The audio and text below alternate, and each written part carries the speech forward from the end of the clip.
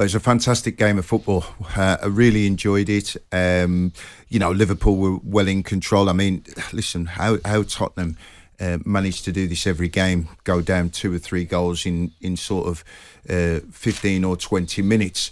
I think the thing with Klopp's been blown out of all proportion myself. He's been brilliant for English football. Yes, he has a line that he can't cross.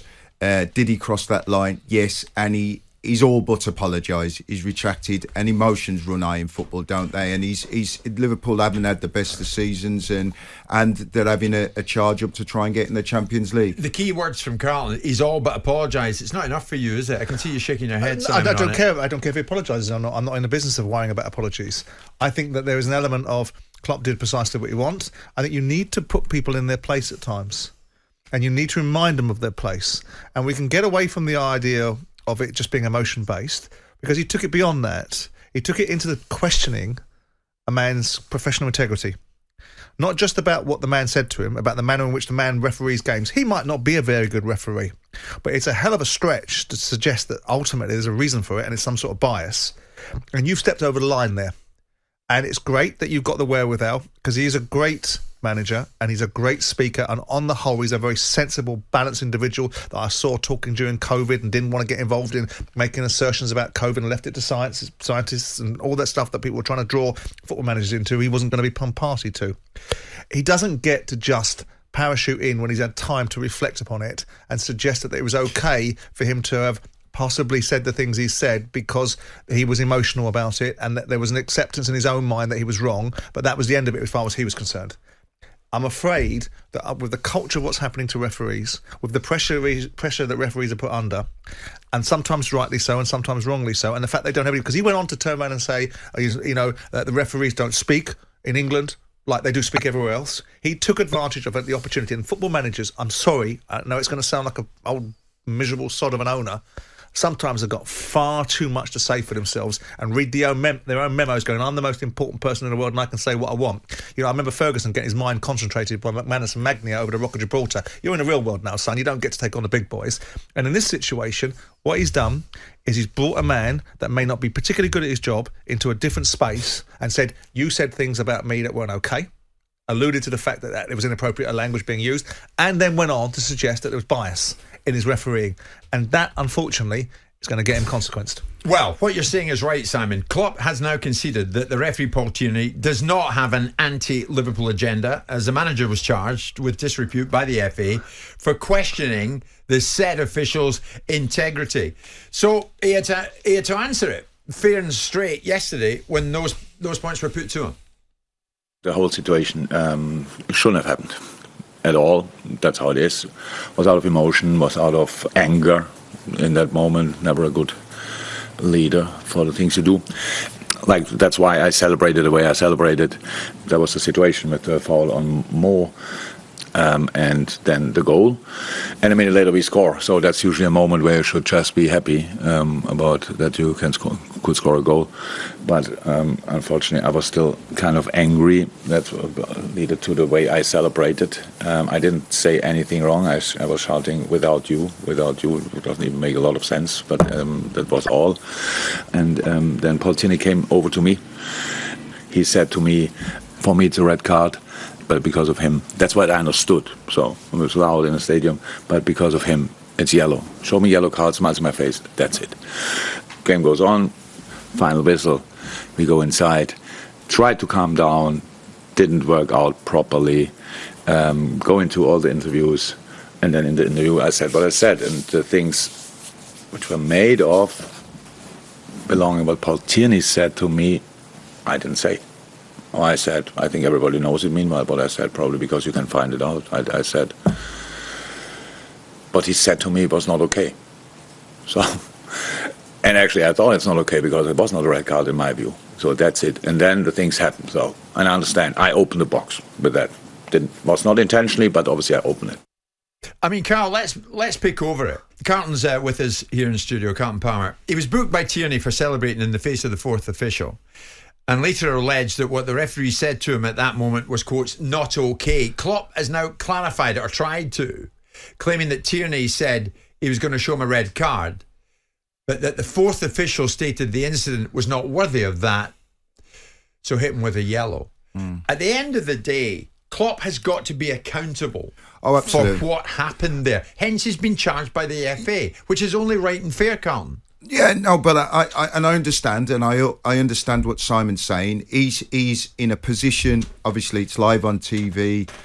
People are watching. Young kids are watching. He has a responsibility as manager of Liverpool Football Club. But as a previous manager, I can also get the emotion as well. So yes, he's got to be dealt with, but let's not make too much about it. Shouldn't have happened, and hopefully it won't happen again. I think there's a bit of issue between Jurgen Klopp and this referee, isn't there? There's a bit of history that goes back, and he seems to think. Now let's make something of it, because I tell you why. Let's make something of it. And I'm a Klopp fan, and all those Liverpool fans are telling me you've got an agenda against Klopp. That's a load of old cobblers. You've got to call things for what they are. Right? He's one of the best managers the Premier League's ever seen, no doubt about it. One of the best motivators and inspirers of teams that I've ever seen in the Premier League. You get charging down the touchline, and you get away with it. Because what you do is, you bully the technical area, and I'd want the bully to be in my technical area, and I want the other technical area to stand up for themselves, so I get all that, right? Yeah. Then you start running down the touchline because you ain't quite finished with bullying people, and you go and deal with the fourth official because that's your latest trick, right? And people don't draw a line underneath that. Then you run on the pitch in the middle of an Everton-Liverpool game and do what you want there, right? And now, because no one's going, I'll tell you what, we'll consequence you, and the ban means we stick you up in the stands, and where you can still manage the team from up in the stands because you can still tell people what you want people to know and do in the game.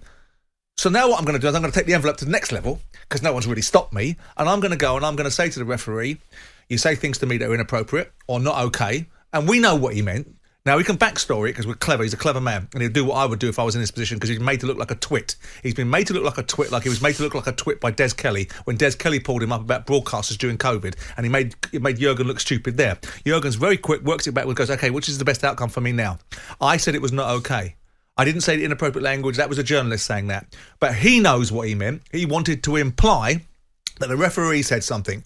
And what the referee did was give him a yellow card. Well, I'm sorry, what's not okay about that then? Or the referee was going to say, I'm going to give you a red card, but I've decided to give you a yellow card. What's not okay about that? If the referee gave you a red card, that wouldn't be okay. The fact he gave you a yellow card, which is what you think you're entitled to, why would that not be okay then?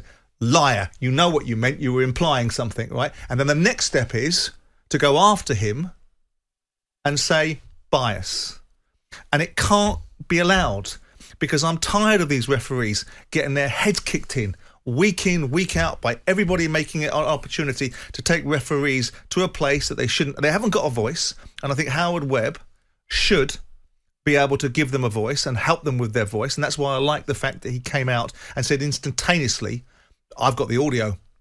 I've got the audio, because I can tell you now, if they didn't have the audio, people would be doubling down on the fact that he'd said things that weren't okay. So I agree. That he's not a liar, but he has been charged by the FA. Yeah, but so then liar might be strong. It might be extrapolating to a strong point. But the fact of the matter is that if you're being given a yellow card, follow his logic. He says, I was going to give you a red card, him over there means I'll give you a yellow. That's what he said, right? Yeah.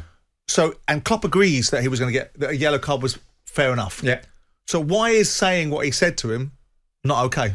So because he's given him what he thinks he's entitled to. No. So Simon, because he was implying something else. What, are you going to stand up for Klopp? No. Listen, as I've said, right, I understand the emotions of being a football manager, right? So I understand that. I agree with what Simon said, right? But you won the game. But then, and we've got to support and defend the officials, right? So what is the appropriate punishment then? Well, again, it goes to the question of sanctions, doesn't it? Because when you sanction a manager, you stick him in the stand, it doesn't make any difference. It's laughable, isn't it? But that's why I'm asking. What does Simon think is the appropriate punishment? I think if a player is suspended for a game, he can't go to his place of work, which is ostensibly on a Saturday afternoon, affecting the outcome. Jurgen Klopp or any manager that's banned from a game should be not allowed in the stadium. And there's also a case, difficult to enforce, but policeable if you want to, that they shouldn't be allowed to go to the training ground for a week. Then you'll see. I don't want points taken away, but if you have to go to that extreme as well to get people to understand their responsibility. Emotion is one thing. As a professional person, you think he should be banned for a week? I think that if you're going to ban a manager from a game, yes, then you should ban them from being able to affect the outcome of their team for a period of time. Absolutely, but I'm able to work. Yes. Yeah, but I'm asking you, Simon, again, what is the appropriate punishment for him then? Well, if the mandate, first of all, I don't know the menu, but if the menu is you get X amount for first offence, X amount for second offence, the criteria is you can ban people from X amount of games, right? Then whatever stage he's at, because he's not on first strike, is he?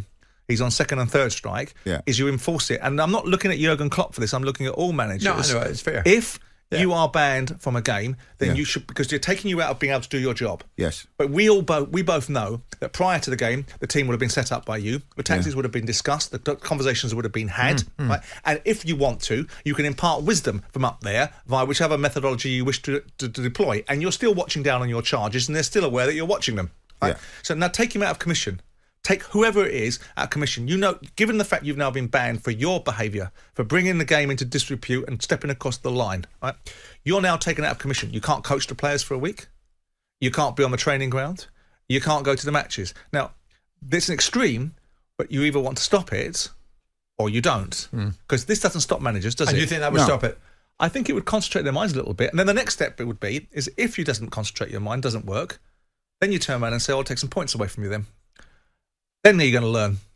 Then you're going to behave yourself. You're right, Sam, and this idea of emotion. No. Listen, the officials have to be protected. I'm 100% with that. But and you know, Jurgen overstepped the mark, right? For sure. But I understand also as a former manager, I do understand the emotions involved. Yeah, but I think it's beyond that. No. It's you can't hide behind that now. The ramifications are more than that. So I get that. I get that. Who was banned from the stadium getting in a basket, getting to the dressing room? Jose Mourinho. Mourinho. A laundry basket, wasn't it? But they're all at it. And maybe I was a bit strong to say liar, but I believe that Jurgen Klopp knows that he was accusing somebody of something a little bit more than giving him what he thought he was entitled to in the first place, which was a yellow card.